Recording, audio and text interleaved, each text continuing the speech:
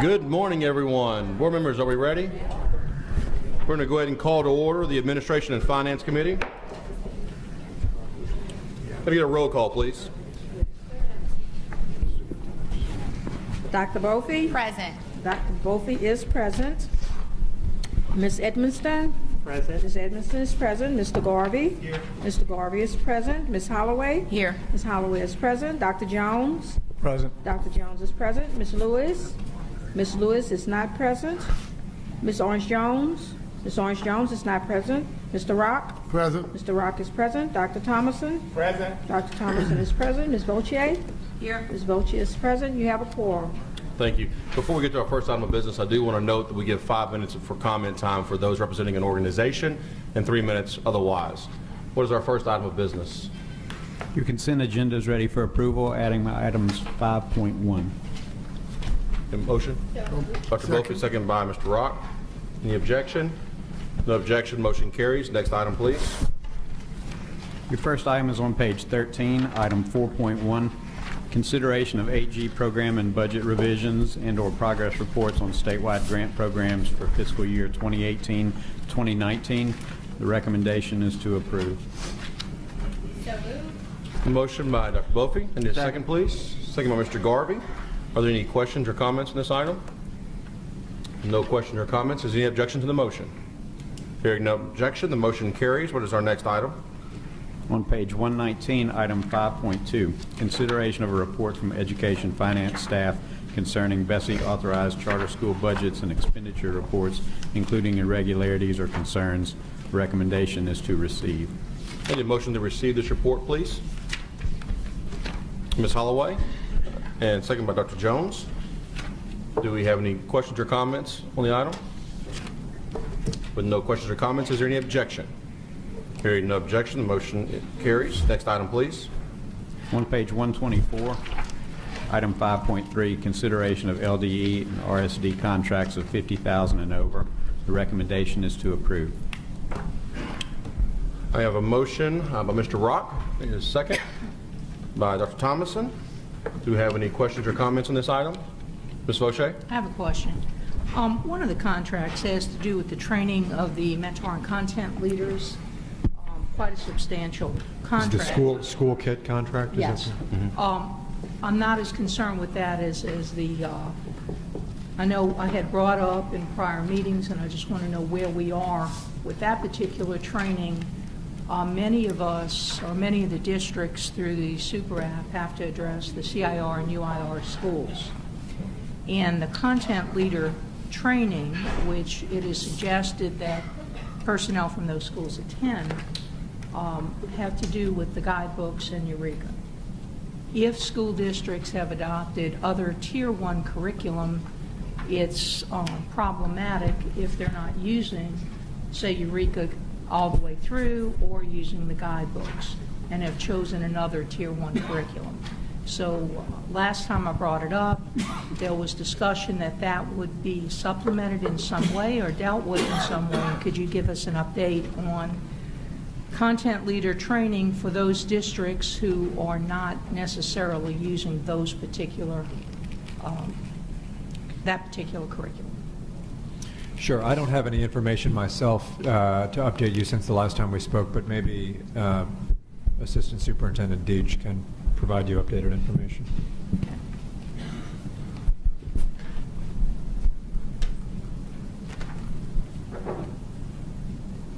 Good morning.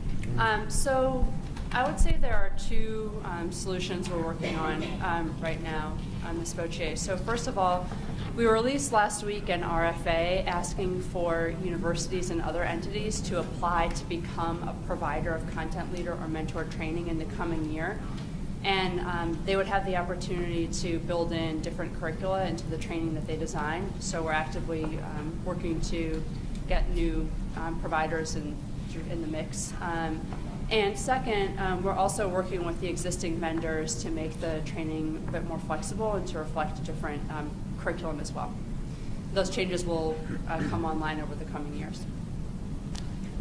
When you say over the coming year, as we prepare the applications and the Super App for these additional funds to address these subgroup areas for the UIR and such, if districts are not using those particular curriculum, what do you suggest we do in terms of content leader training? There will be providers next year that will be developing content leader trainings that include different curricula.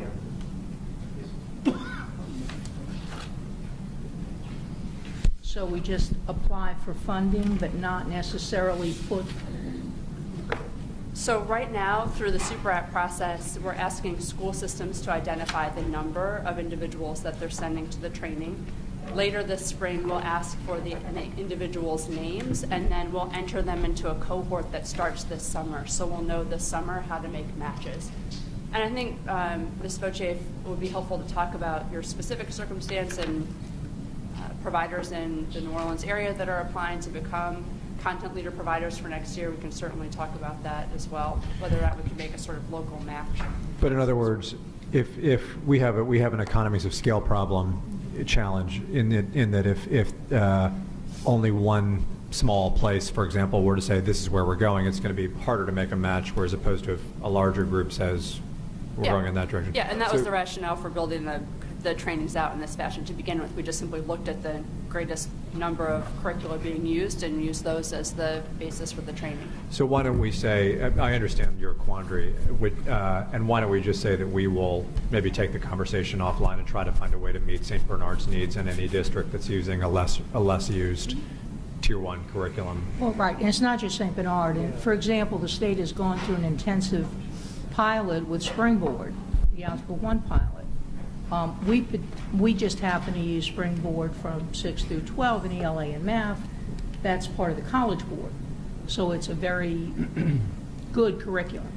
And our quandary here is making that particular decision, as many districts have done, and participating in the pilots that the State Department has approved, and then the content leader training is not even geared to that particular, say, curriculum. So it is problematic. I asked about this months and months ago. I would like to see some resolution to this quickly, because there are many districts out here in Louisiana who are experiencing the same issues. Absolutely. And we'd like to see that addressed. Why don't we pull together a list of curricula as soon as we get the information from districts, and then we'll do everything we can to make a match. Thank you, Ms. Fauche. Dr. Jones, did you have a question down there? I do, but it's on a different. Okay. It's another contract in this thing, but are you ready for it now? Or? I believe that would be a good time. Yes, sir. Okay. Page 131, and I'm sure there's a perfectly logical explanation for this, but there was a previous contract for $50,000, and now the new contract amount is $400,000. I thought we were at the tail end of our projects down there. Why would we need to take a contract for legal services from $50,000 to $400,000 at the tail end of the? My sense is that this is related to, as I can ask Assistant Superintendent Narachani, but my sense is this is related to a specific incident where there was an asbestos, a potential asbestos violation at a school, the Lafayette campus, whereby we are anticipating there being litigation, and there have already been preliminary steps related to litigation.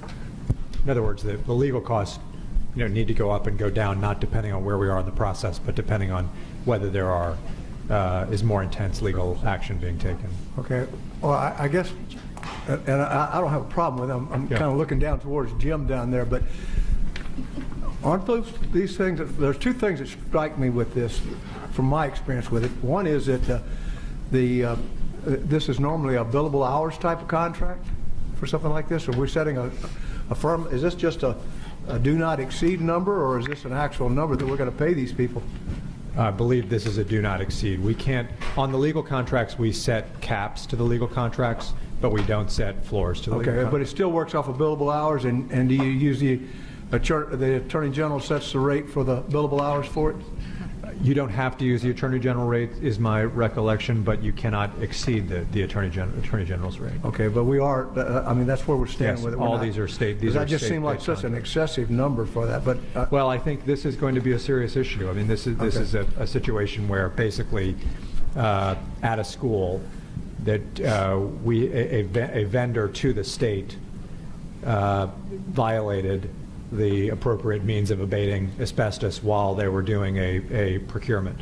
And now you have a school that's been dislocated. The school is under the governance of the Orleans Parish School Board. You have the state that's has the contract. You have a contractor, then you have a set of subcontractors.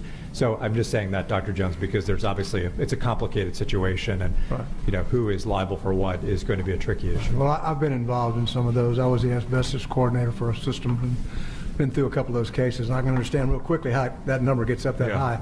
I just couldn't figure, you couldn't tell that from this page. Yes, sir. Okay. Thank you, sir. Are there any other questions from board members relative to this item? Yes, sir. Ms. Edmiston. What is Lexington? It says funding type, IDEA, AG, Title I. What's Lexington? FEMA, correct? This is a FEMA funding stream. Any other questions from the board? With no questions, are there any objections to the motion? With no objection, the motion carries. Next item, please. On page 139, item 5.4, consideration of federal, state grants and allocations to LEAs, Type 2 charters, Type 5 charters, approved non-public schools, and community-based organizations. The recommendation is to approve. Motion by Mr. Garvey. I need a second, please. Dr. Jones seconds the motion. Board, do you have any comments? I do have, let's note the recusals, and I do have a public comment card. Recusals, Ms. Vaucher? Recusals on the LA4 allocations. LA4 allocation, please record that. Ms. Holloway? Yes, recusal on LA4 allocations. Okay. Ms. Edmiston? Allocations. Recusal on LA4? All right. Any other recusals notes? If not, could I have Ms. Melanie Bronfman come to the front, please?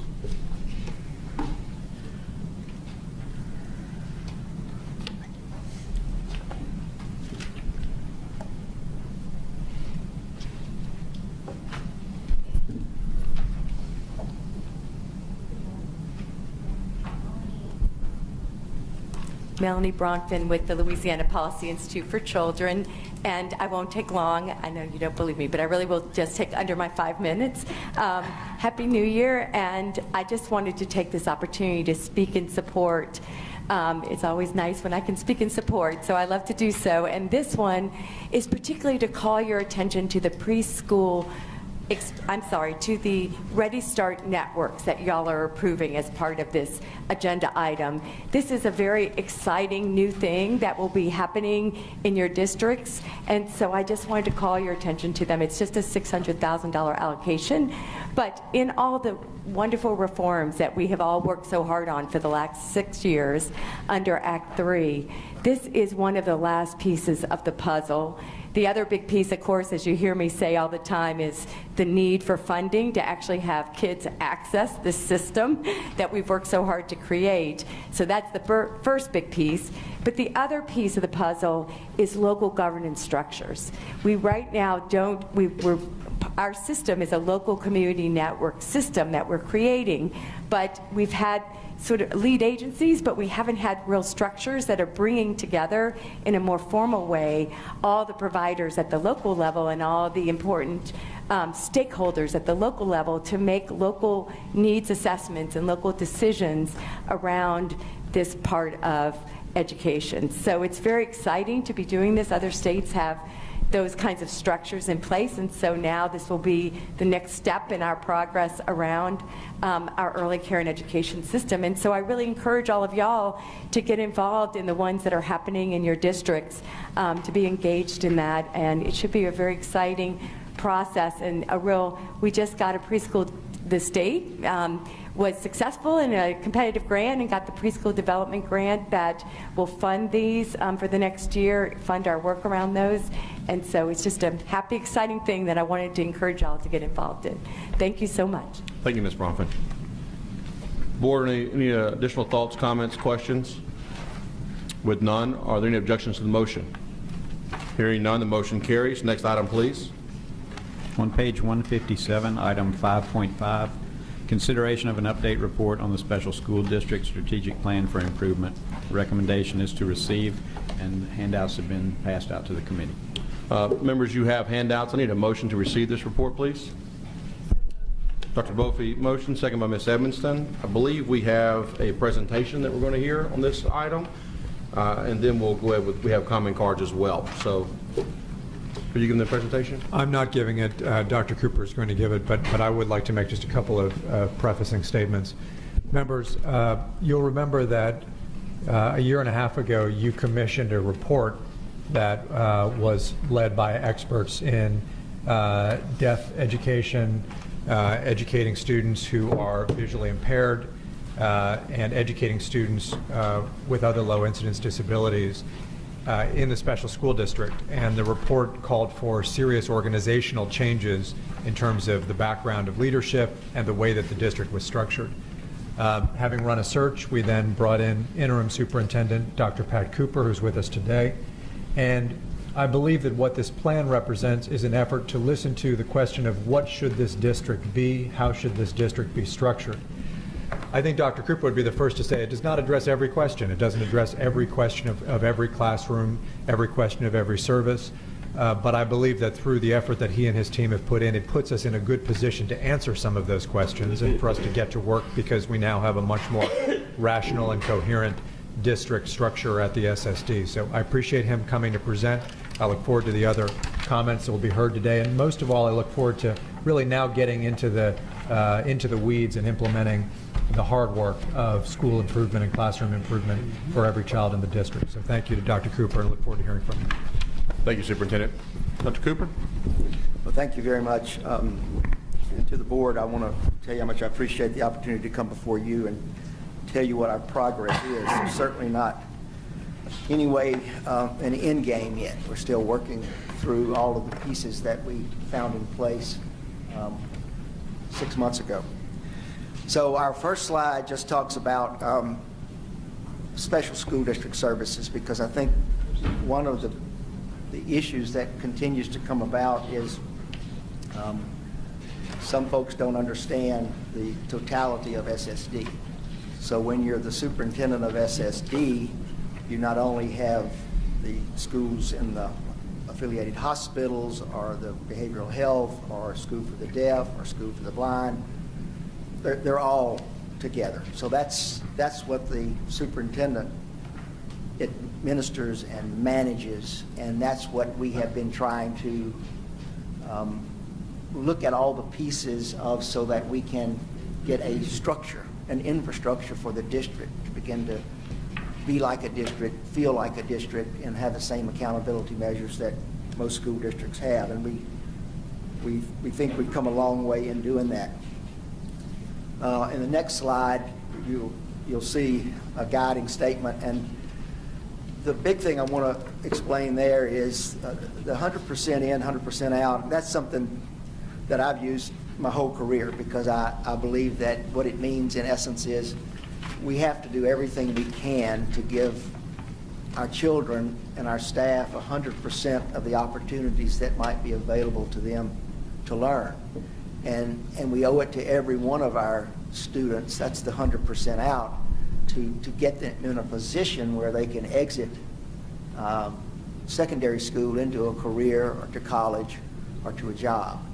So that's in essence what this means, and that's our guiding statement. We don't want to lose any children.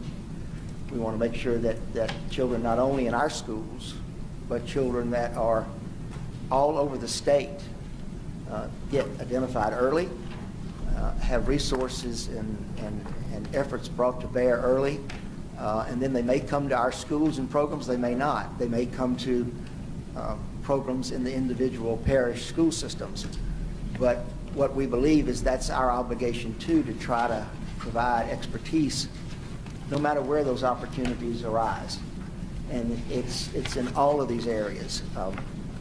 So our next slide, and this is not to criticize anybody, but you've had your reports. We have now been on the ground for 6 months, and what we understood to be the case, it was the case. There were some things that need to be looked at and resolved.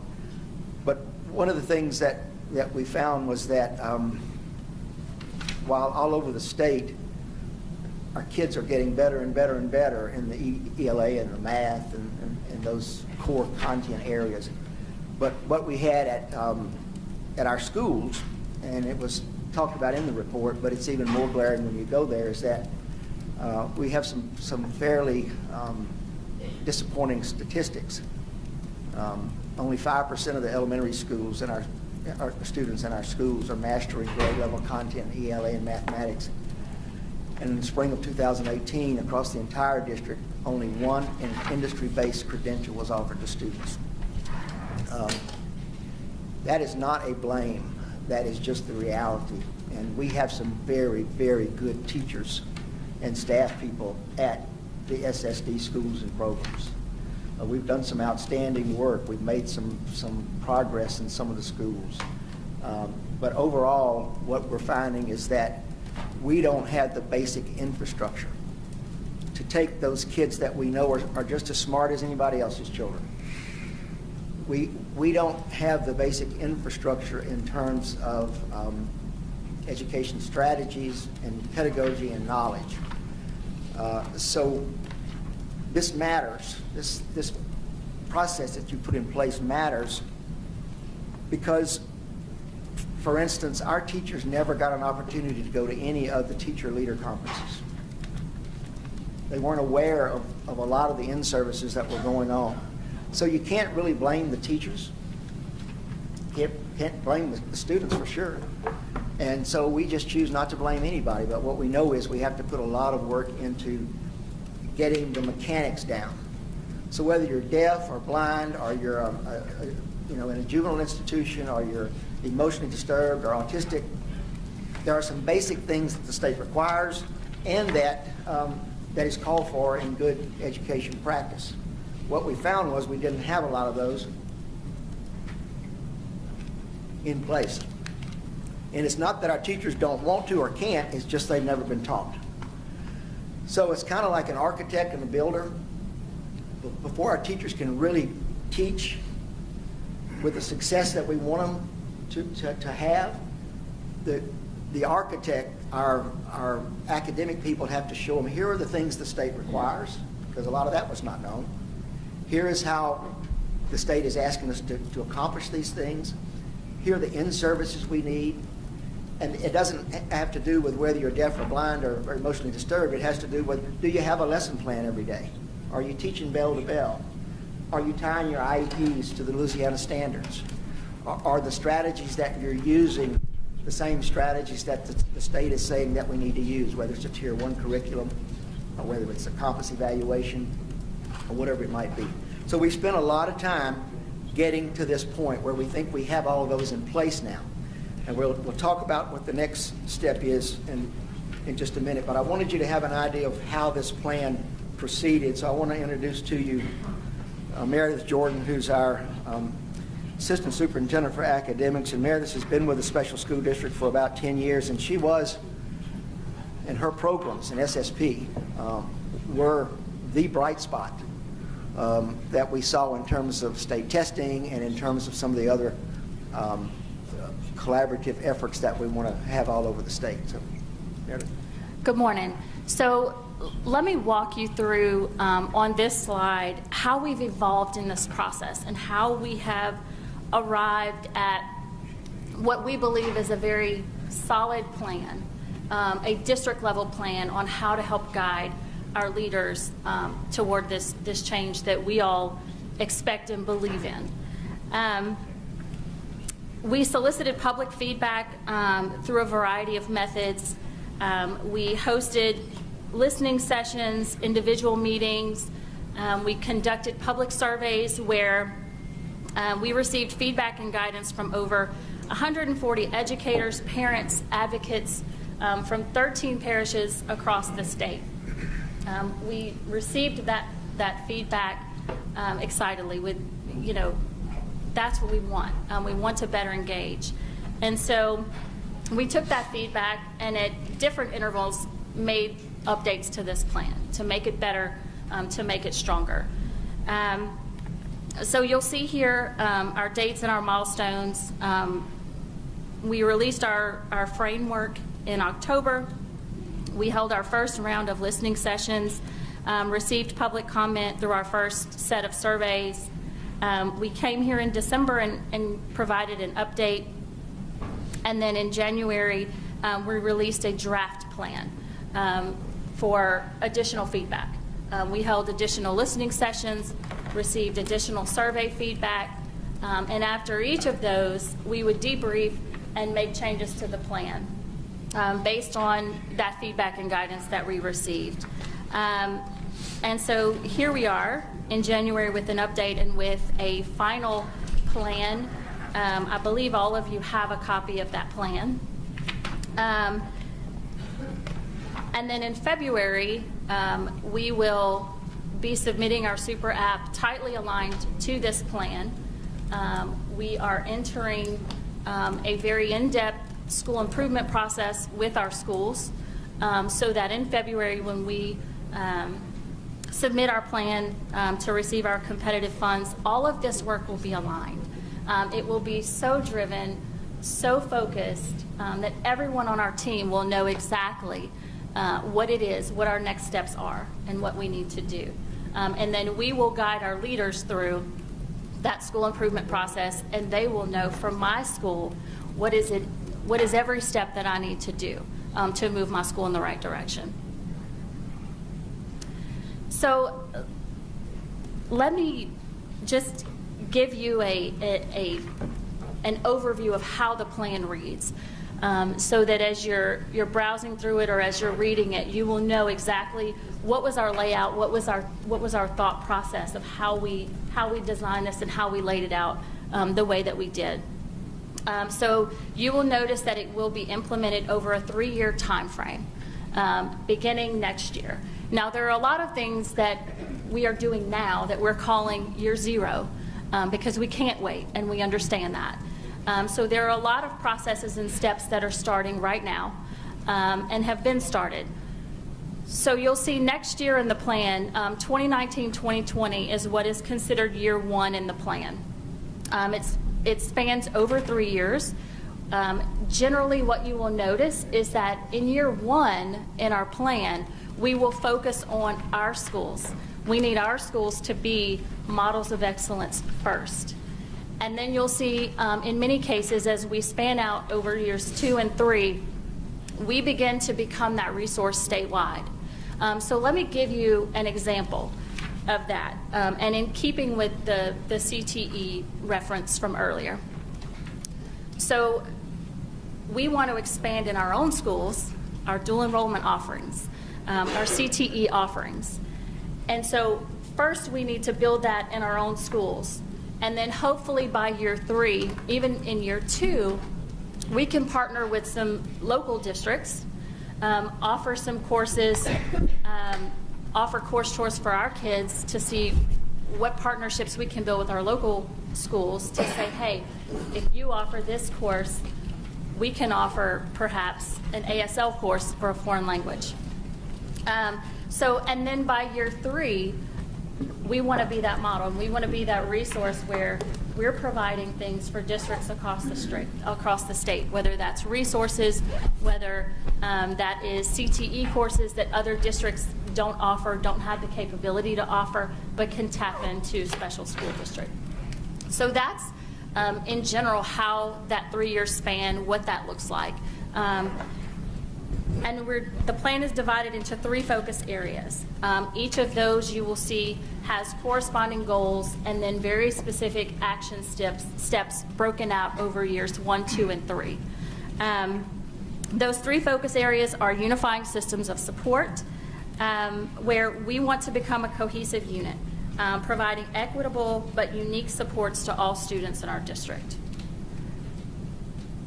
Secondly, ensuring excellent schools and programs. That's where we are focusing on making sure that our schools are model schools, making sure they have those supports they need, that they have a clear curriculum and professional development plan, a clear pacing guide. And then lastly, our focus area is to build innovative partnerships. We know that there are many more resources that we can tap into out there in terms of community partnerships and businesses that can help us and help us create internships and externships for our students. So those are the 3 focus areas. That's in general how this plan reads and how it lays out over those 3 years and exactly what it is that's going to guide our every move over those 3 years. Okay, thanks. So the next slide, you know, that old adage of a picture's worth 1,000 words, and we hope this will be the case. This is kind of who we are as a district right now, the special school district as a whole. We have looked at things, begun the processes of pulling disparate parts together, parts that were operating in silos, bringing them together as one district so that the left hand knows what the right hand's doing. So we've gone through that process. We've looked at systems of shared support. Now, any phraseology you use is open to folks maybe not interpreting correctly because maybe we've not explained it correctly, and so, you know, we're certainly open to that. But what that means is that we don't need to have. We have 3 budgets right now, so we don't need to have one budget that leaves $1 million on the table, and because they're in a separate budget, these other areas that might need help don't get access to those dollars. A shared service could also be where we have professional development on behavior, and we might have everybody together instead of you're going to do your professional development, you're going to do yours, and understanding that everybody has unique issues to deal with, and so we have to subgroup those kinds of issues. So that's what this shared service is. It doesn't mean we're going to be closing any schools. It doesn't mean we're going to have a teacher teaching both deaf and blind children in the same room, perhaps, although that could happen because it happens other places.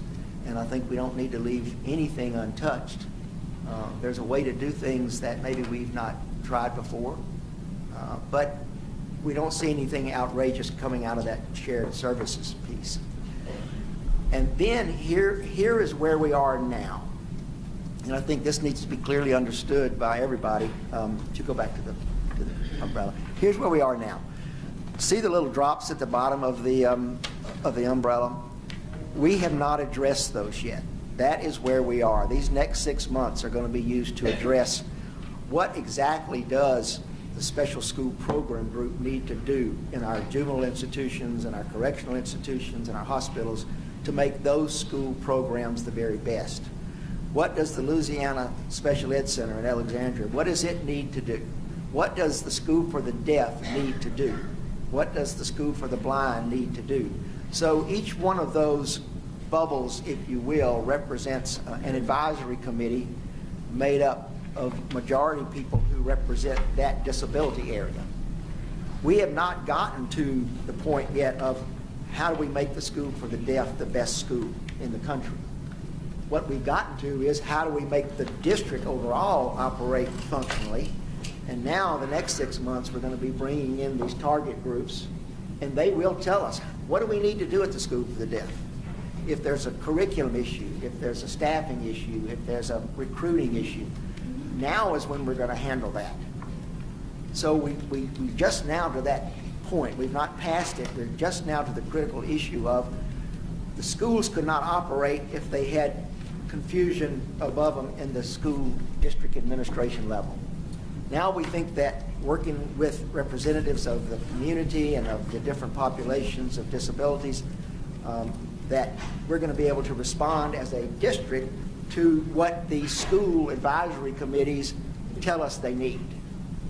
And these are not committees that are stacked with administrative people. They're stacked with people who represent staff and parents and advocates for those disability areas. So that's where we are now. And if you'll go to the next one. What we think is if we do this process correctly over the next 6 months and beyond, because these advisory groups will be in place not only through this process of developing specific plans for each school or program, but they will remain in place to help guide us as we go along, as we collect data and we look to see what do we need to do to adjust. Have we not made the right decision here and we need to change it? Because I'll be the first to tell you, we appreciate all the invites that we get from people to come in and give us suggestions. We're not going to turn anybody away, but we do have a structure, and that structure is our advisory committees, who will take all that information and then they will look at it and say, all right, let's take a look. We know we have to get better. We know our kids need us to get better, whether they're deaf, blind, or normal. And what we also know is that these children and those like them across the state need us to stay focused on them and create this opportunity that we call 100% in, 100% out. Thank you. Thank you both for the presentation. Members, we do have comment cards. Would you like to have a few comments before we get those cards up, or can we go ahead and hear from the public? All right, let's get a couple questions into the board. Dr. Bofa, you go first. So it's more of a comment than a question, and something that occurred to me a few months ago, but I think it's worth putting out there publicly.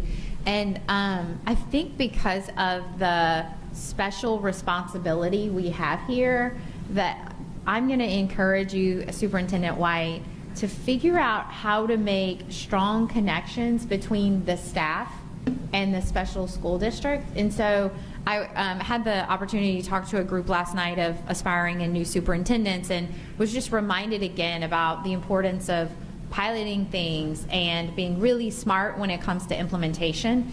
And I think because of this special relationship, the staff has an opportunity to pilot things and be really smart about implementation because of the close connection of the special school district to the department. But I think that we all miss opportunities like that all of the time, that we need to figure out what structures we put in place so that maybe it's the leaders in the department are always pushing their staff to say, okay, well, how can we work with the staff and the professionals in the special school district to figure out how we can refine these ideas before we go statewide with these ideas. So I think I can't articulate exactly how I'm excited that we're doing this work, but have a lot of regret that we haven't done this work sooner. And so I want to make sure that we make every effort that we can to help you, Dr. Cooper, and those who are doing this work in the special school district be successful. Thank you, Dr. Buffy. Dr. Jones? Yes, I have a couple of questions, but what I'd like to do is hear the comments. Can we reserve them to come back to the table for the questions? Absolutely, absolutely. Ms. Evanston? Yeah, I just have one question. The advisory groups, they're not in place now. Yes, we have invited them. We've had our first meetings with at least 2 of the committees, right? Okay, so they are in place. And then the ASL, I wanted to ask the teachers, that was one of the big concerns. Can you address that before we have the comments? What are we doing about the teachers being trained in ASL? Okay, I'm going to ask Meredith if she'd address that because that's one of our big focus areas. Okay, right. The majority of our teachers can sign. We have a few who have not met their proficiency level. When you say a few, honey, what are you, majority, just a fourth, how many? A few, 2 to 3. Okay, out of the whole staff? Yes. Okay. Yes, out of the whole school staff, okay. Yes. The majority of our teachers can sign and can communicate directly day to day with their kids. Okay, thank you so much. Ms. Holloway? I'll reserve my comments. I'm so sorry for afterwards when they return back. Great. Superintendent? May I just say on this front, I think we've known from the start, though, that this was an issue that was front and center, and it's an issue that we still need to get better at. Yeah. As an example, it was suggested in the report, for example, and by many advocates at the time, that the head of the school should be ASL proficient. And we now have a head of school who is deaf himself and is ASL proficient. And we know that we have a need to have an entire staff who is not just can sign, but is certified and is ASL proficient. And we're not there yet. Right. I know, though, that we have a much more coherent structure. Right. I think we're getting there. I will say that we have serious challenges with a state whose educator workforce ranks have been decimated in terms of those who are certified deaf educators. And I know that one thing Dr. Cooper and I will be working on is revitalizing the deaf education programs in our colleges of education, something we're interested in really getting started. So I agree with where Meredith said that we are, but I don't want to leave you with the impression that we feel remotely satisfied with where we are. We know we have a long way to go in this front. Thank you, Superintendent. At this time, can I have a few folks come down? Mrs. Paula Rodriguez, if you'd come to the front, please. Candace Latino, Christopher Patterson, and Jimmy Gore.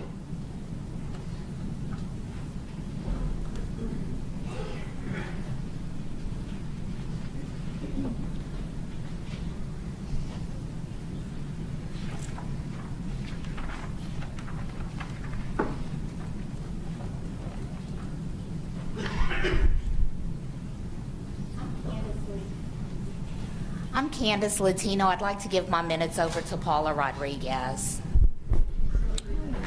What was I here? No transfer. So you have 3 minutes, and Ms. Rodriguez will have 5 as representation.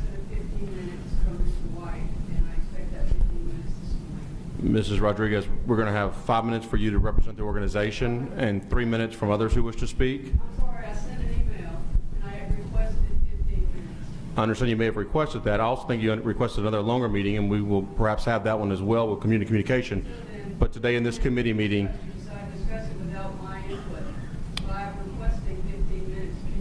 your request is duly noted, ma'am, and I'll make the call on that, and you're getting 5 minutes.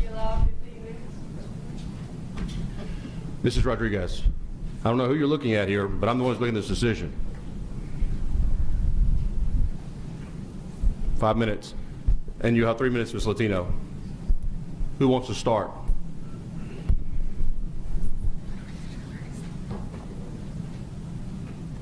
Would you like to go first? Make sure your microphone's on, Ms. Rodriguez, please. I'm not Or going to even use the microphone. Just want to say good morning to you.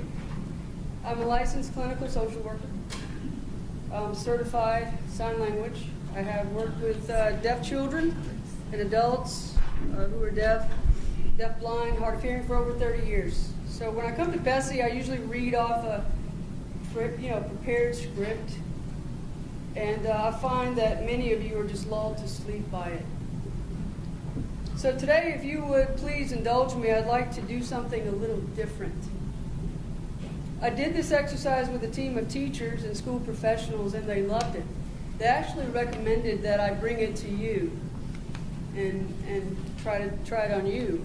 So the purpose of this is just to create a little empathy, a little sensitivity. How many of you have ever had sensitivity training in deafness or deaf-blind, by show of hands? Any of you? So there's no way for you to experience well, I guess the 5 minutes that you're going to give me, what children you serve or experience in a lifetime. Okay?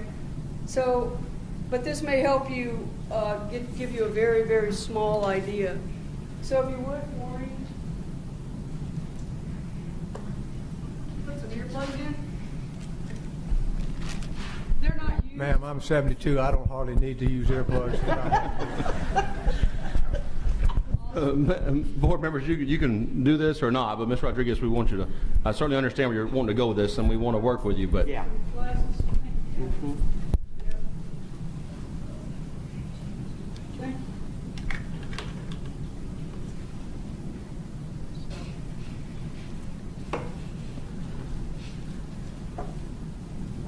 So I have a test,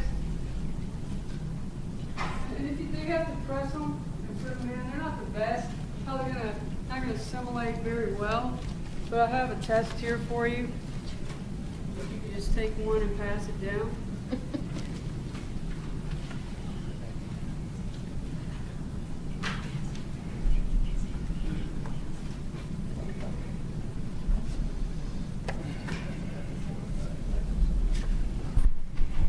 Why, you're not gonna use your goggles? No, I was going to do whatever you've asked me to do, Paul. Me too. I'm sorry. Go ahead and put those on. You want I'll these give you instead some of white those? Sorry, John. John, seldom have I seen you look better. So, Mr. White, what you have on is what we call tunnel vision. Any of our deaf children have what we call retinitis pigmentosa. I think Polly, Yes. yes, you have a cousin that is one of my friends. I'm sorry, you have your earplugs in? You can't hear me. I'm going to go ahead with the test now. Then. Everybody have their earplugs in? You have this paper here. So, please write your name on the ear breathing house.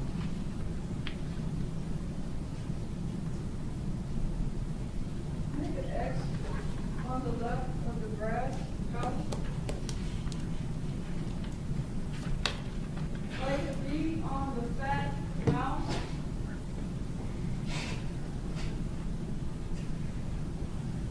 If the black mouse has a pink nose, write a D on its head. If the eyes are black, write a P on its tail.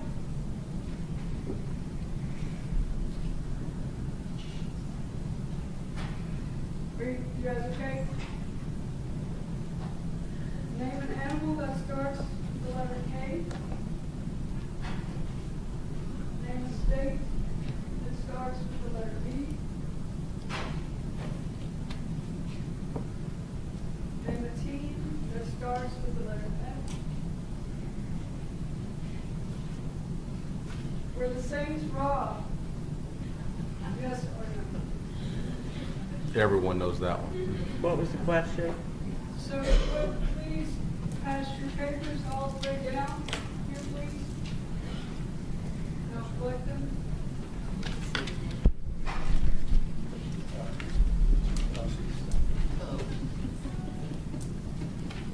You may take your earplugs out.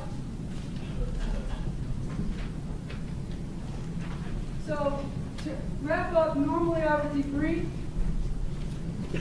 And you may take your dog. Thank you. Following directions.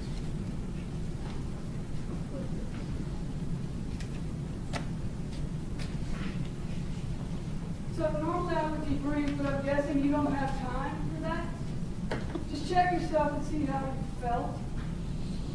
I hope this makes somewhat of an impact. Like I said, this is a lifetime for kids. I have come to BESE and John White numerous times asking for the same thing. Ever since SSD pushed out the superintendent of LSD in 2005, I think, and started taking over LSD, it's gone downhill.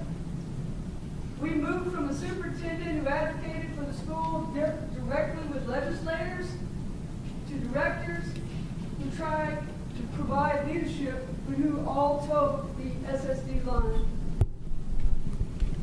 to now no director at all. If you were going to build a specialist hospital, would you recruit tugboat operators, correctional guards, emotional disturbed specialists to advise and run it? If your child was going into brain surgery, your child needed a brain surgery that morning, and the doctor comes in and he says, I'm sorry to tell you this, but I've never done a brain surgery before. I've done surgeries, and I've operated on feet mostly, but I've never done brain surgery. Would you allow that doctor to operate on your child? Mrs. Rodriguez, please start wrapping up. Thank you. Thank you very much for making your point very well. Allow the deaf and blind school to have autonomy and experts that it once had to better serve our kids. Stop borrowing their money to find a place for juvenile alternative school centers. I understand, much like deaf and blind kids. Mrs. Rodriguez, you have a very much diminishing return on your message at this point. You are the only ones who can. Paula, hold on just a second. Hold on just a second. Mr. Chair, could we, it's not going to be that much longer, could we let her just finish? I mean, what does the board think? Just let her finish. Ms. Evanston, I'll give her a few minutes. Okay. At your behest. Thank you. Mrs. Rodriguez, please Respect a couple minutes and add them to your time. After the other minutes are ready. Thank you, Mr. Chair. Tony Davis. So we're not moving in the right direction. So let me share the shortest book ever written. An autobiography in 5 short chapters by Portia Nelson. So chapter 1, I walk down the street. There's a deep hole in the sidewalk. I fall in it. I'm lost. I'm hopeless. But it isn't my fault. It takes forever to find a way out. So we move to chapter 2. I walk down the same street. There's a deep hole in the sidewalk. I pretend I don't see it. I fall in it again. I can't believe I'm in the same place. But it isn't my fault. It takes a long time to get out. Chapter 3. I walk down the same street and there's a hole in the sidewalk. I see it there. I still fall in it. It's a habit. My eyes are open. I know where I am. It is my fault, and I get out immediately. So chapter 4, I walk down the same street. There's a deep hole in the sidewalk. I walk around it. And chapter 5, I walk down another street. I've been down the street. Please help us find a different path, because the path that you guys are approving and stamping, rubber stamping, is not working for our kids. So please do not approve this plan. We have to go back to the table. You don't have experts on this team that are experts in deaf and blind. You have experts. I'm not doubting their expertise. But you don't have it in the request that we made in February of 2017. Our kids cannot wait, Ms. Evanston, our kids cannot wait for your team to catch up. They barely knew how to answer your questions. They didn't have specifics. You have a team of experts here in Baton Rouge, and we've been trying to get to you for a long, long time, since 2017. I'm here to stand in the gap for kids, and you're getting in the way of their success, their ability to be leaders, and have a great quality of life. So thank you for your time. I'm sorry, I didn't mean to be rude, but I don't have very much time of my own. Thank you, Mrs. Rodriguez. Dr. Jones? I want to ask a question for clarification here. Isn't the agenda item here just to receive this? It's not to approve it, is it? That is correct. We're receiving a report. So at this all we're point. doing is receiving the report. We're not approving, so there's no need to lobby for us to approve or not approve. And essentially, all we're doing is receiving this report. We are. And certainly we want to hear from those. You're wasting time with what you're doing. Thank you, Mrs. Rodriguez. Who will be next?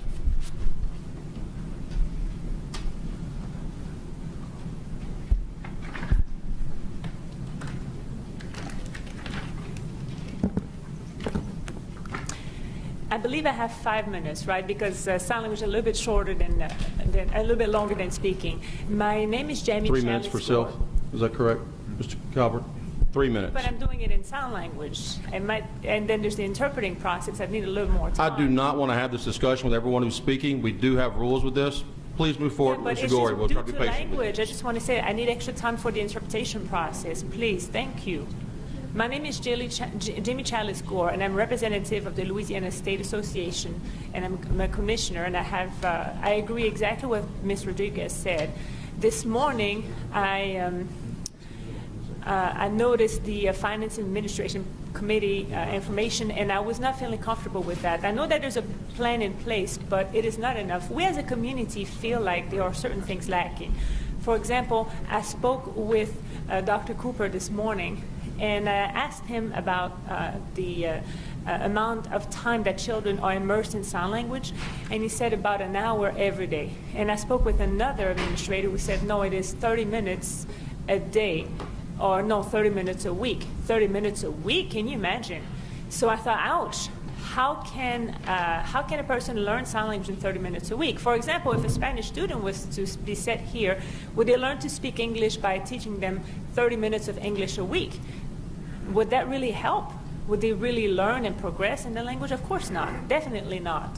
So the message, I'm getting conflicted message from the administration. I'm hearing two different stories, and that concerns me because American Sign Language is not, it's not easy like, you know, learning to speak another spoken language like French. It requires, for a person to be fluent in, as an educator, they need certain credits, and those credits take several years of schooling. And to develop fluency, that's not even, you know, we're just speaking of a beginner level, or satisfactory level. This is not even at a fluent level. So what are we speaking for our children? 30 minutes a week is not sufficient. What do you guys think about that? It's not, 30 minutes a week is not sufficient. We can't do that to our kids. To me, it's not acceptable. And I want you all to think and realize that the proposal that you see is not adequate, and please not to accept it yet. It has to be reworked. There's so many people in administration, too many levels there of hearing people who don't have any prior knowledge of deafness, don't have any expertise in deafness. And we don't have any expert. They are expert in their own field, but we need experts in the deaf field. And to me, it's not acceptable. I grew up in a school for the deaf. I've seen a lot of things. I've worked with deaf administrator. I have worked personally with a hearing administrator, and I've compared the two. And the deaf administrator proceed in a different way, where often the hearing administrator had a very dismissive attitude and oppressive attitude. So to work on that, I requested to be on the LSE advisory board, and I was told that I couldn't be on it. Only 4 people are on that board out of, I believe, 15 or 16 people. And I was expecting to have a quorum of deaf people, 51% on the board, and we don't have. There are more hearing people on that board than deaf individuals, 12 hearing to 4 deaf. It seems like the attitude that is being showed is not appropriate. I don't want to criticize you all, but I'm a professional just like you. I'm an expert, and I want to give you my feedback. This has to stop. We have to work together. We need to get experts to be involved and not constantly dismiss us as a deaf community. Just like what Paula said, it's exactly right. What are we doing? And seriously, I'm very concerned about all of this. I'm very concerned about the community. And I don't want this to lead to any sort of protest. But if it has to happen, it might just have to happen. It's up to all of you to listen to us. Oftentimes we feel like we're not heard. Oftentimes administration says like, well, I'm going to take that into consideration. It's a favorite word, and then nothing happens. So please pay attention. We are bringing complaints to you, and it's very important for the life of our children, for them to succeed. So please don't dismiss them and always put them to the side.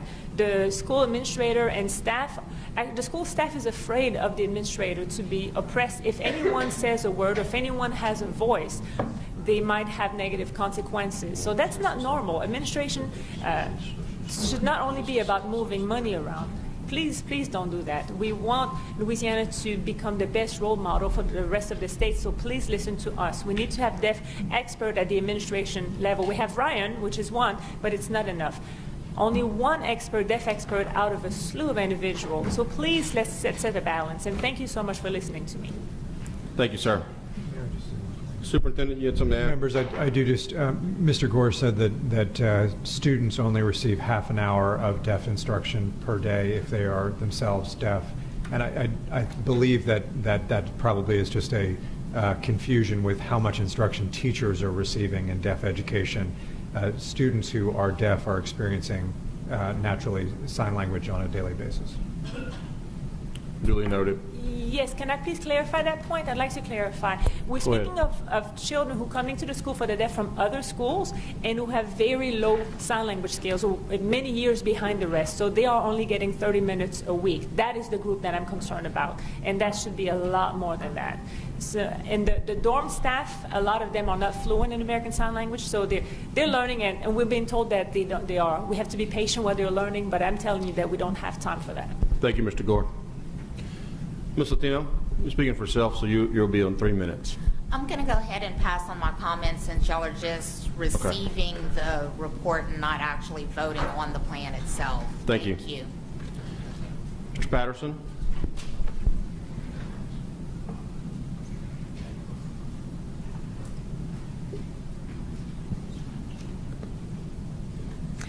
Hi, my name is Christopher Patterson, and I would just like to reemphasize the value to have deaf expert at the administration level. We need to have at least 2 or 3 people who are experts in deaf education. Right now, there are none on that team, and I'm encouraging them to please sign a person who is an expert in the deaf education field, and that's all I want to say. Thank you.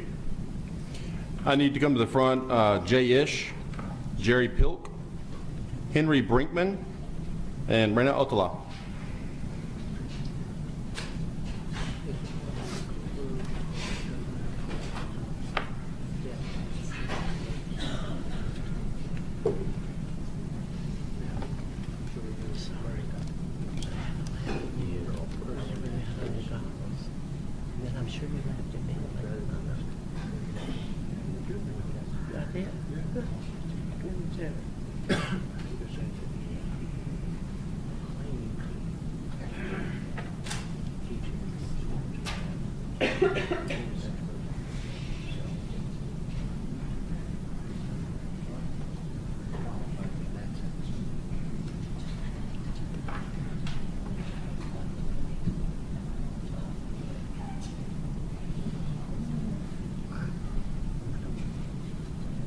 You may begin, whomever.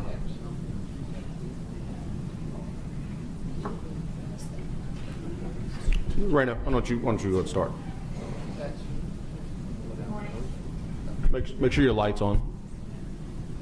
Good morning. My name is Raina Otala, and I'm a parent. I'm also a lead K task force member, and I'm also an advisory board member for LSD.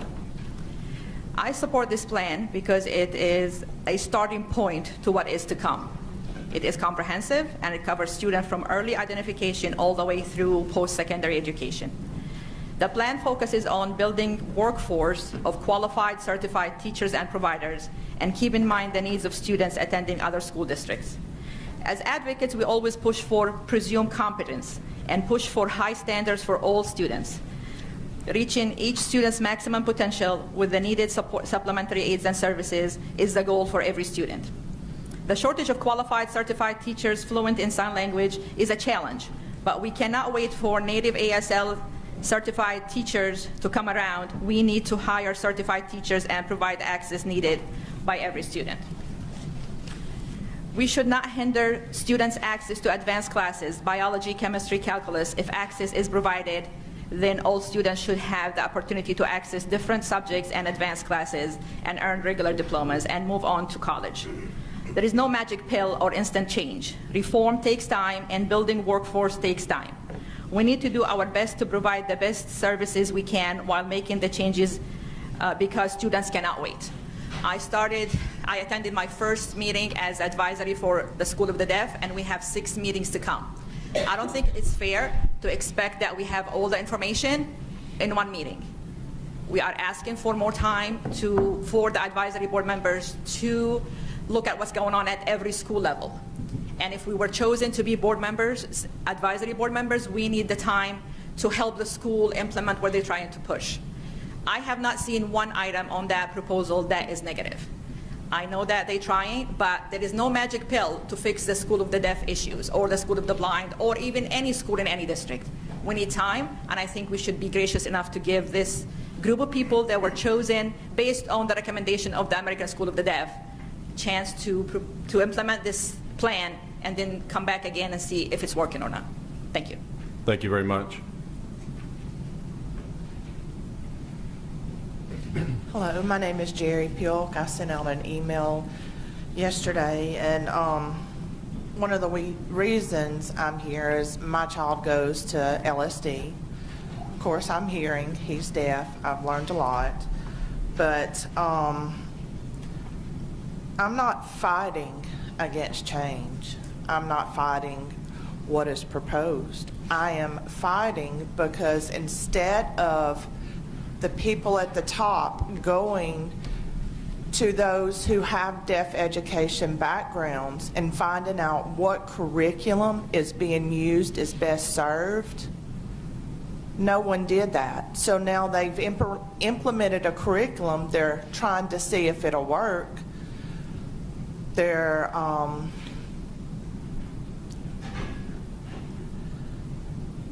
not understanding that those who are deaf and use ASL, English is their second language. If English is your second language, your English scores are going to be low.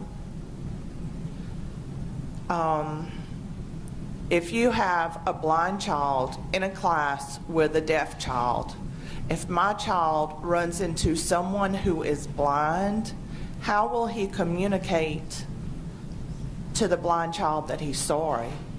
My son is completely nonverbal. He has zero hearing, no hearing aids or cochlears or anything will help him. We're not trying to fight any improvement. We just wanted from the start to get a curriculum into the school that would work for deaf children. If people do not understand there's a difference between deaf and visually impaired, why are they making these decisions for our students? That is all that we are seeking, is to have them seek the advice of those who are educated in deafness. Waiting until a year later when you've already put a curriculum in there, which most of the report cards came home and they were a lot lower. Why wait a whole year for an advisory board when you could have implemented a curriculum that would have been a success because it's already proven a track record? Why did they not go to the deaf experts? That just, I don't understand. And why am I speaking today when y'all are not voting? Because my son's education has already lagged in the months that they have been there. His IEP has lagged, his language has lagged because of the strict curriculum there that is not based on how deaf kids learn. Thank you, Ms. Bill.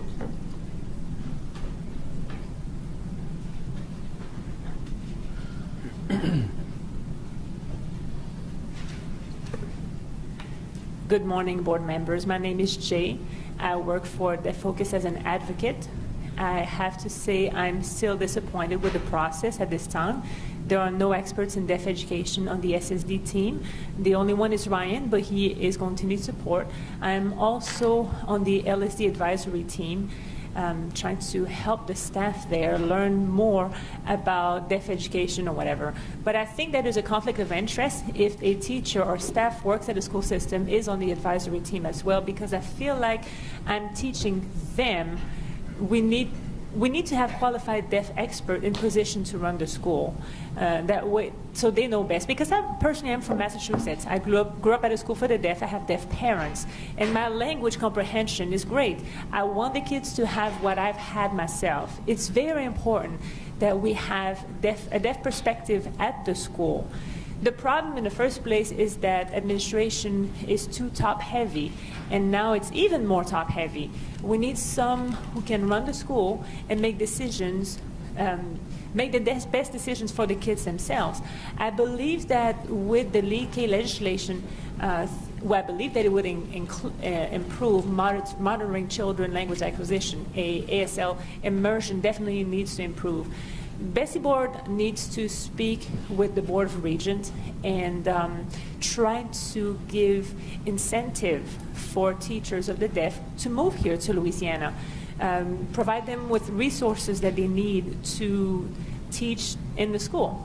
I think that we need to do more. We need to make a serious investment. We can't play around and do what we've been doing for a long time. Things need to change. It's a very serious, we need a serious big change, and I really hope that all of you will consider that change, discussing with the Board of Regents and LSD, and to invest more in the kids, because kids can't wait. If we don't invest, and then right now we're going to have to spend more money for them when they're not well educated enough to rely, and then they'll have to rely on government assistance. And that is that's the irony. If we don't invest now, that's what we're going to run into. And we want to invest in them now so they can become productive members of society. And that is crucial. Thank you. Thank you.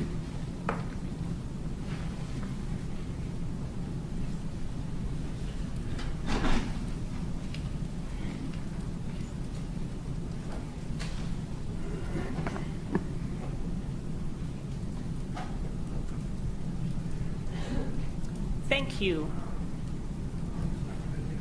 I'm 70 years old now, so I have a lifetime of education experience through the Louisiana school. I became deaf when I was 5 years old, so I have some residual hearing and some understanding of the hearing world. However, I've lost that. When I was a young man, when I was a young boy, I had an oral teacher for the deaf, and she helped me tremendously with language. But then at the end of school, in 6th grade, they didn't know what to do with me or where to put me. There was a school for the deaf in Baton Rouge, but they resisted the idea, saying that the school offered sign language. They didn't want to send kids there, so they put me in a Catholic school. The nuns didn't want me because I couldn't understand them. The students there did not want to have anything to do with me because they couldn't communicate with me. It was a difficult time for those 2 years I was there. So then my parents eventually put me in junior high school. And it was a struggle. And then they finally decided that I was going to go to the school for the deaf in Baton Rouge. They just could not understand what to do with me. So I came here to Baton Rouge at the school for the deaf. And I spent a week without knowing sign language. Can you imagine the pressure? So I ran away. So my parents decided that they asked me what I wanted to do. And they sent me back to the junior high school in New Orleans. I went there through 9th grade. Then I moved on to a private school. After 3 years, I completed high school. And thank God I wasn't born deaf, because that would not have been great. I would never had reading and listening skills. After 5 years, it didn't matter. I was able to read a little bit, and that saved me. But some kids who don't have any opportunity to read don't have those opportunities. I went to Gallaudet University, and then I left. And I went through different universities. I obtained 2 master's degrees, one in education, one in leadership. But all together, I still see and feel that nothing has changed since back when I was a child. Hearing adults usually run the business of education for the deaf. And in those circumstances, growth is not possible. It's impossible for them to understand what it's like to be deaf and to communicate with them. Teachers of the deaf are better if they are deaf themselves or if they grew up around deaf people. Other administrators, they can't understand what it's like. They have to develop, what it's like to grow good citizens who's going to get good jobs. The average for deaf individual is very poor, poor outcome and poor job. And that's all I wanted to say. Thank you, Mr. Brinkman. Board, that is all the cards, public comments that we have for this item.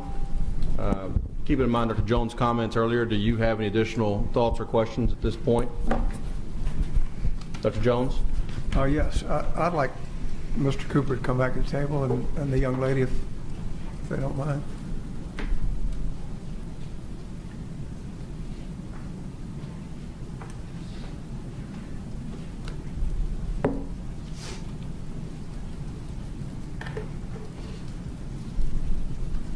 And I'm not going to belabor the point. I think I made the point earlier that all we're doing today is receiving the report. So it's really, this is probably not the appropriate time for the thing. But I do appreciate the concerns of that group, and I've gotten some very articulate emails over the last couple of days expressing some of those concerns. In fact, one of the ladies that was just at the table sent me one of them just yesterday, and I got another one just a minute ago while we're sitting up here now.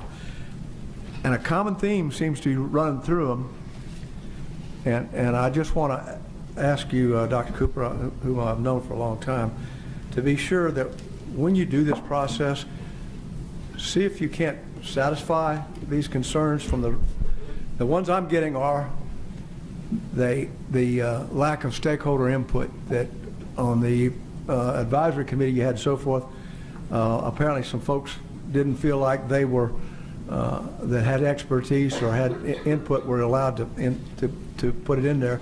I will hope you would be mindful of that, and if necessary, add some more people, get some more viewpoints to it. You know, the lack of certified staff showed up in a couple of those emails, and I think that is a problem that we've wrestled with for many, many years in this, but I do think that at this particular time, it's going to take some more effort. So I commend you, Superintendent White, on talking with some of the universities to see if we can't get some curriculum to get some of these folks certified across the state, because they are in rare. Special ed teachers as a whole are in rare demand, but particularly special ed teachers with that. But one thing that struck me this morning that I hope you will be mindful of is that I don't know who's going to make your curriculum decisions, but I think the folks doing the teaching of that ought to be the ones making that curriculum decisions. I hope that y'all are mindful of that and will, because you know, 2 or 3 of the comments that I got in the letters and so forth were that apparently you've already selected curriculum or you're contemplating selecting curriculum, and that they don't necessarily agree with that curriculum or with the change. I don't know anything about it. You know, I've been in education 50 years, and my wife taught deaf education for a couple of years, but that's the only experience I've ever had with it. But I just hope that you know, this is a report. I want to remind the audience, all we're doing is receiving this. This is not the day that we're going to debate the issues and so forth. But I do hope you're mindful of those things and try to deal with that, because this is those kids deserve special attention. They have special circumstances that most of us never can comprehend. And even though John did look better with the goggles than without, I still. Okay, so that's all I wanted to say on that. Thank you, Dr. Jones. I just wanted to say thank you. We intend to fully look at any of those issues. We got copies of the same things you did, so that's something that our advisory committee will look at, and we'll take each one of those and many more. Thank you. No, that's it. Any other comments, Ms. Holloway? I do. I do want to commend you on your strategic plan. This is the beginning, as Ronna said. And I know it takes a lot of hard work. It's a continuation of making sure that you're pursuing what you've written here. And we all assume and know that, too, it's a living document. So along the way, you will be changing this to perfect it. I'm going to say this as experience in the deaf ed area. I was designated as a principal at one time. For 10 years, the district sent all deaf children, hard of hearing children, to my school, K-8. And it was such an eye-opener, even though I've had all this bad background that you can name. But there was one thing that was very important, the stakeholders, with parents that were so adamant about how their children were learning. And we are an inclusion district, so they were included with public ed children and had such a great experience with the social area. But the curriculum was important.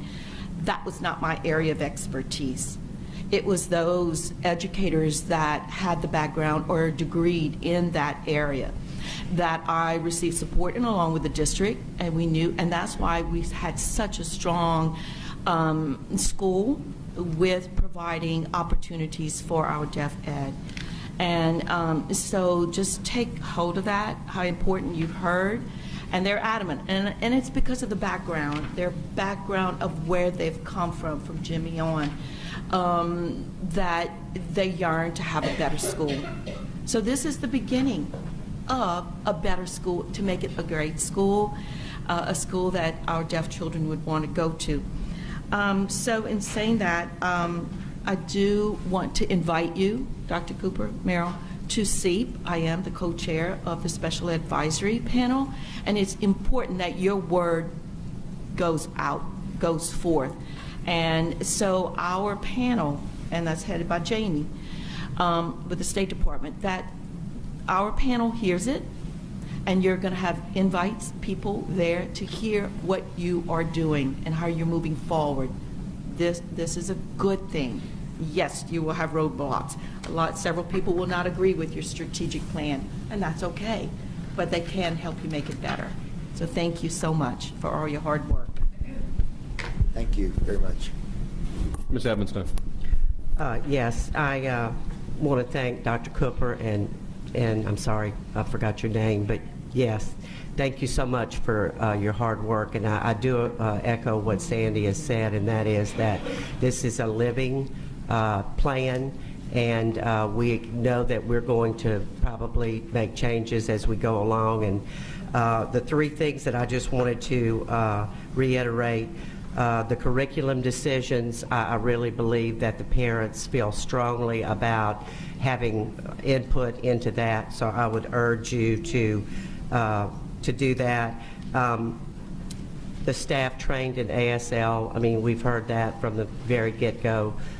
When we first met Paula, that was something that was an issue, so I definitely think that's something, not saying that you're not, but that's one of the things that I think should happen. And the input as we go along from all the stakeholders is the other thing that I would just encourage you to continue with. So thank you for your presentation. Thank you, Ms. Evanston. Dr. Bophy? Yes, I keep hearing curriculum come up, and I will admit this is curriculum in this particular area, although curriculum in general is something that I know quite a bit about. I understand parental input on curriculum. I think that's absolutely important. At the same time, I am leaving this conversation with questions about alignment of the curriculum to our expectations to what students should know and be able to do. And I believe that our role is to make that curriculum accessible for students. So I'm getting a little nervous when we've got this heavy focus on a curriculum. Curriculum is in place to help students meet the standards, and if students need support to access the curriculum, then that support should absolutely be provided. But I don't think we need to be making decisions about curriculum based on the audience of students. And so I am more than happy to continue that conversation with other people offline, but if we don't have a high quality curriculum in place for all of our students, then that's a bigger problem that needs to be solved. So I wasn't going to say anything else, but this does keep bubbling up, and I do think we've got to make sure that whatever curriculum is in place is a curriculum that is aligned to our standards. Thank you. Ms. Lewis? Yes, thank you, Dr. Cooper and your team. I'm excited about moving this forward. I know Ms. Edmonston and I, we've been along this journey for the last year and a half, and excited to see some movement. But going through this document, I think my main concern that constantly came up in the numerous meetings that Superintendent White and all of us have been in over the last couple of years is this whole issue of policy and governance. I know, Dr. Cooper, you talked about this one unified district, but even at the school levels, we constantly had feedback about the lack of policy decisions, policy implementation, including parents and students in those decisions, potential appeals, just a variety of things. And so that's really at the top of mind for me, and how I guess we incorporate that going forward, because for some reason all these emails, parents still don't really it's perceived that they don't have a voice, students don't have a voice in this whole process of implementation and execution, and I would really like to see a detailed plan on how we're going to move forward with that. And then secondly, this is a very important topic to me, definitely this board. As we said before, this has been going on for a long time, and because it's such an issue of importance, Mr. Davis, I would like to just kind of make a minor substitute motion that we receive this report and we add to our board meeting agendas a standing item for report from Mr. Cooper as the superintendent of the SSD. So every time we meet, we get an update on what's going on with some of the challenges so we can make sure that we're supporting the district and then that we have a continual feedback loop moving this strategic plan forward. So, Ms. Lewis, to be clear, you'd like to have a substitute motion that we receive the report, but also add a report from special school superintendent at each of our regular BESE meetings moving forward? Board meetings. Board meetings. The board meetings. Kind of like what we do with Superintendent White. He gives us a general report. I think that Wednesday would be the most appropriate day. For the members up here, if you prefer that if you like Mrs. Lewis' motion, we'll need a second, but it can be adjusted to have it to go into this Administration and Finance Committee or through board, just depending on the will of the board. What's the best? I mean, do we receive a report from the special school district under this committee? It seems the mechanics would be probably best served by receiving a report as an item, a standing item through the Admin and Finance Committee, which I think would serve the purpose you're looking for, Ms. Lewis. Is that? I'd like to offer that amendment. That's fine. I don't care really where it is. I just want to make Ms. Lewis, sure then it to rephrase to make sure we'll keep it on your end there, Ms. Lewis, the motion then would be to receive and to add a standing report under Admin and Finance from the special school superintendent. Yes. Okay, can I get a second to that? I want to push back, and I think we need to, if we're going to do this. Before we get into discussion on it, we can get a second and then discuss it. Okay. All right, Dr. Jones has seconded. Dr. Bofi? So I don't think it's a good fit with admin and finance. I mean, I'm interested to hear what you all think, but to me, what we need to be focused on are the academic goals and instructional improvement. I think that's what matters to our students in these schools. So the admin and finance doesn't seem like a good fit for me, but I'm interested to hear what others have to say. Any thoughts from other members? Ms. Lewis, anybody relative to that? Ms. I Evanston? mean, it's more than just academic goals. It's the whole plan. So academic goals would work for you then? Academic goals seems to be a discussion consensus here. So, Dr. Jones, real fast. Well, and I think Dr. Bofi brings up a valid point. We have the right idea. We may have the wrong place, or the right church in the wrong pew or something. So which committee do you think that it more properly Sounds like academic goals would be the best place. I mean, that's fine. By consensus here. I'm not really particular about where it is, as long as it happens. We're nested in our motions here at this point. Okay, let's put it on the right committee and move on. Academic Goals and Improvement Committee. I have a question before we move on. I'm sorry. Relative to this particular piece? Yes. The motion on where we're putting it? Not on where we're putting it, but the motion, period. Okay. I'm asking Ms. Lewis, is this because the special school district does not really have a board, and you feel that we need to, as their cover, we need to hear every meeting kind of an update of what's going on? Is that your rationale? Kind of, but just that this is just such an important topic, and that we know if it's not intentional, nothing really happens. So I just would like to keep it front and center. Yeah. I mean, the whole idea about the school boards, I think that's another conversation that we probably need to have with governance, advisory committee, policies and stuff. But the intent is just to keep issues. Thank you. Yeah, so the question for me is this every board meeting? That's the intent as it's worded now. A quarter or 6 months, because sometimes we do meet back to back. Okay. As it's I think it's every board meeting. I mean, I think it's an important enough topic. This school district, I think we really haven't focused on it, and I just think it's important that we talk about it every month that we meet. Dr. Jones. If it's a standing item, then it would be on there until someone made a motion to take it off. Remove it.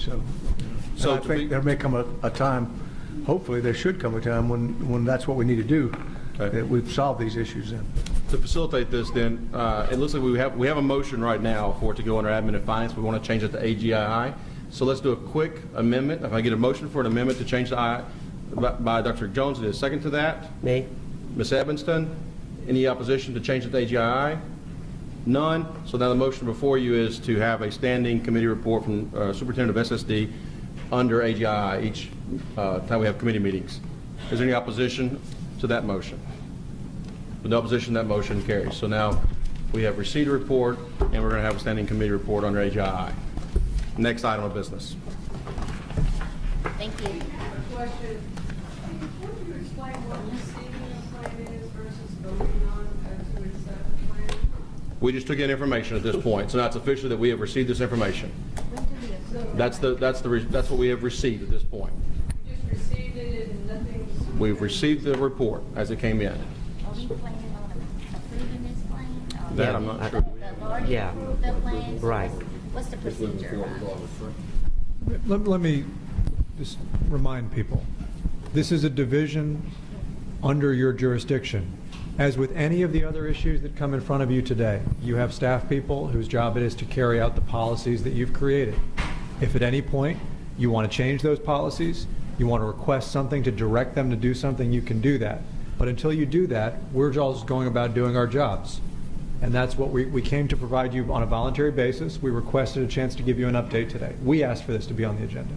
So if you ever want to direct us to do something or change a policy or change a role, you're more than welcome to intervene. Until that point in time, we're just going to, as you just requested, we'll come and update you on our jobs. Dr. Jones? And I want to add just a little bit to what Superintendent White said. We got to be careful that we don't overstep our area there. Essentially what happened today was they were bringing us a report as to where they are on what they were doing. They weren't asking for our approval on it or the change of anything that's going with it. To the lady's question out there, the difference between that is when we receive reports, that's what they are. If a board member wanted to make a motion to take some action with that report, it could have been done. But in essence here, all we're doing here and what we've done with Dr. Cooper now is we've asked for in future meetings on that committee to have an update as to where he is on that. And that's where we are. What is our next item? On page 165, item 6.1, consideration of an update report regarding the Minimum Foundation Program Task Force. The recommendation is to receive. Need a motion, please? Ms. Holloway, second by Mr. Garvey. Superintendent? Thank you, Mr. Chair. Members, just an update on the MFP. We have not had a task force meeting in the time since our December meeting.